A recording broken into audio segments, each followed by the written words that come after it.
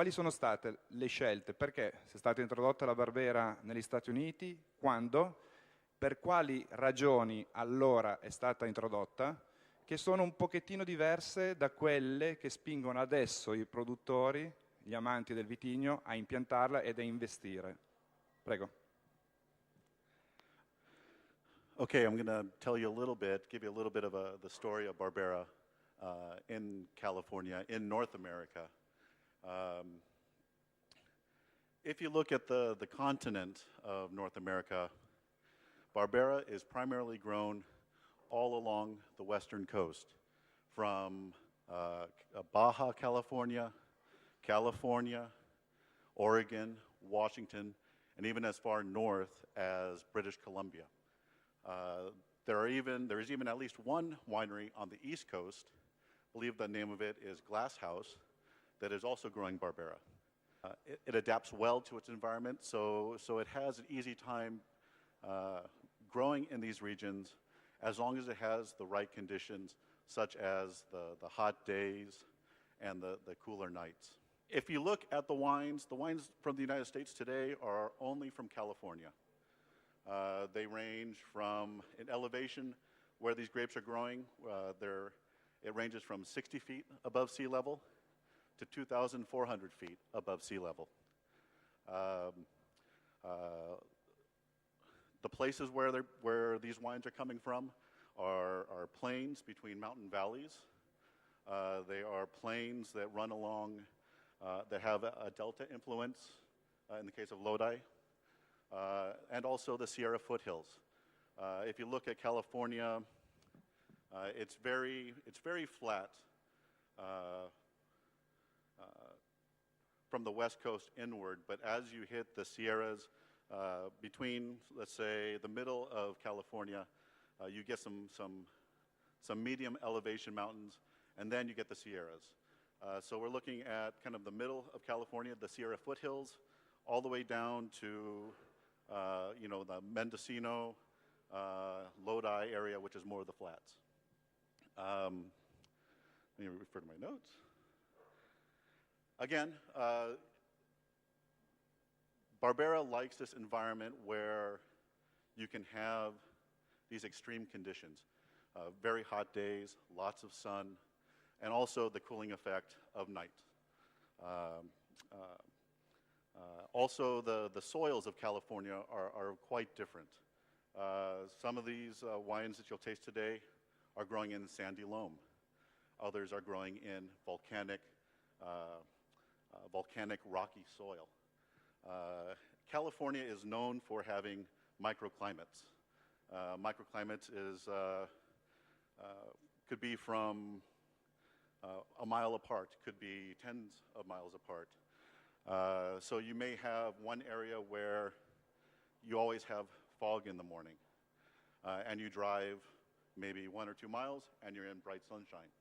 So California, with these microclimates, you can find these microclimates that are suited well for growing Barbera. In California, there are over 4 Italian clones that are available to be grown in California. Don't want to get too much into the specifics, but UC Davis has renamed some of these clones to their own naming scheme. The most common Barbera in California is what we call Type 2, but gaining in popularity is a clone that is from, I believe, well, the Piemontese area, the Alba area, I believe, and that is clone 4. The history of Barbera in California, there was ancestors that immigrated from Italy to North America, to California, that brought over cuttings. So there are some old vine vineyards in California that exist, but most of the Barbera vineyards are newer vineyards planted in the 70s and 80s. In the 1970s, Barbera was a very high quality wine in California. People like my father's generation, know Barbera very well. This was a wine that they drank, in their 20s. But in the 80s, quality really suffered in California. the wine became more of a blending wine, a wine that could be blended into Merlot, into Cabernet, into the French varieties that were kind of lacking the flavors that California enjoyed. And Barbera added those vibrant red fruit flavors, the acidity that those French varieties were missing. But times are changing, and in California, there are a number of growers from around California that are refocusing their efforts to make good quality Barbera.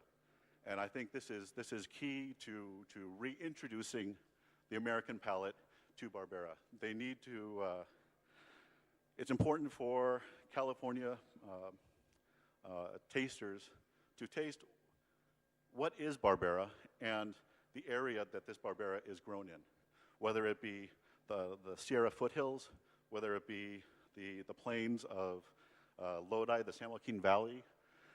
It's important that they taste the best Barbera that they can taste from these regions. On June 11th, there will be an event in California called the Barbera Festival. And at that event, there will be over 80 producers of Barbera from California pouring at this event. So it's going to be this year for me is a very exciting time for Barbera. I think with Barbera2 and with the Barbera Festival in Plymouth, Barbera is going to get its day, and people will come to understand what Barbera is and enjoy what Barbera is. And this event is about terroir, and these kinds of events, Barbera2 and the Barbera Festival, will be the taste of terroir of Barbera. Thank you.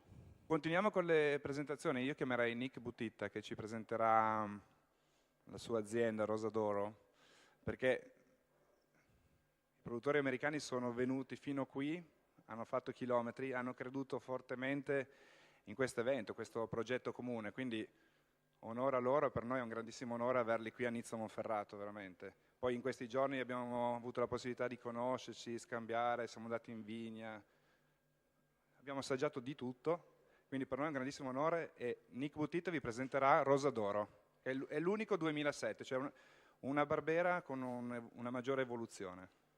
Thank you. Thank you.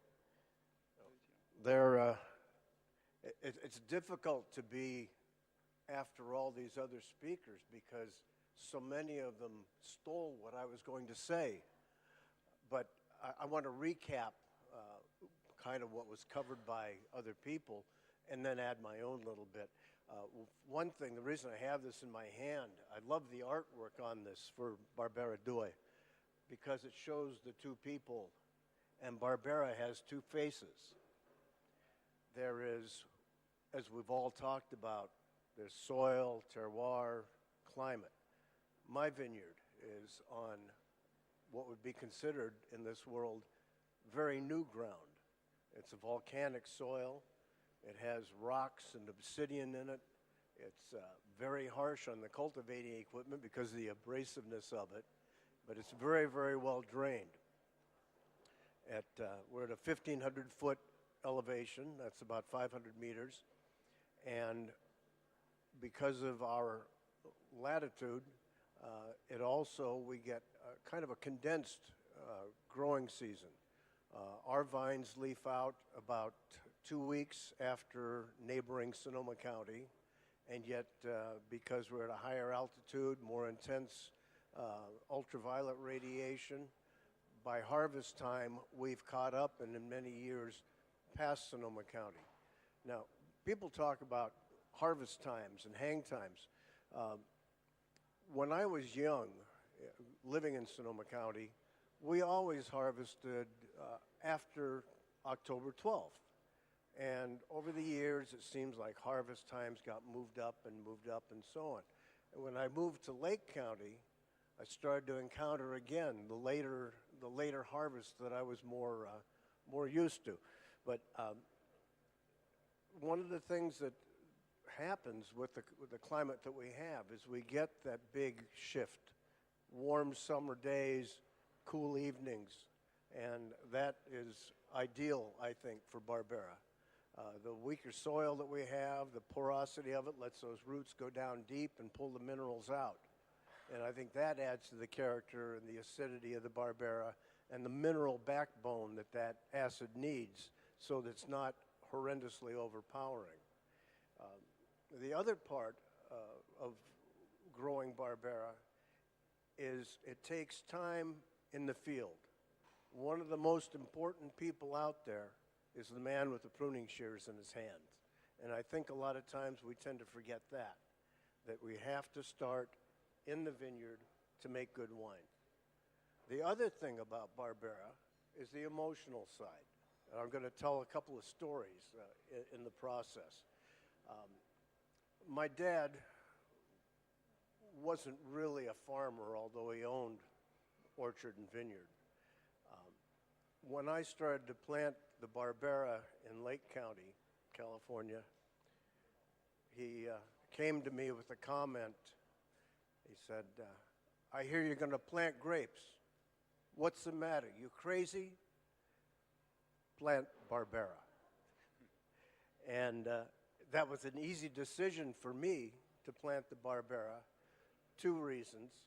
Not because of my dad, but because when I was growing grapes in Sonoma County, August Sebastiani was a great champion of Barbera.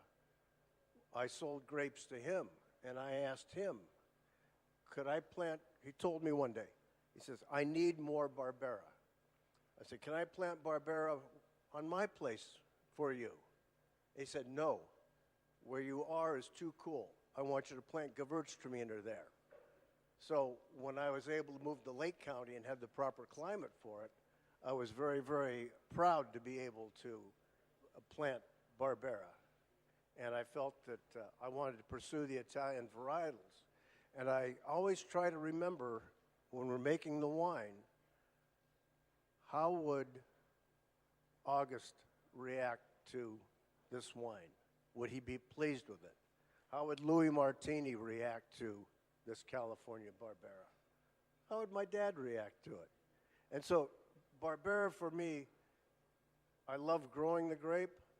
I love making the wine with it, but it's also an emotional connection. And I think wine should be that for everyone, an opportunity to enjoy and to share and to have a connection that goes from generation to generation. Grazie a tutti. Grazie.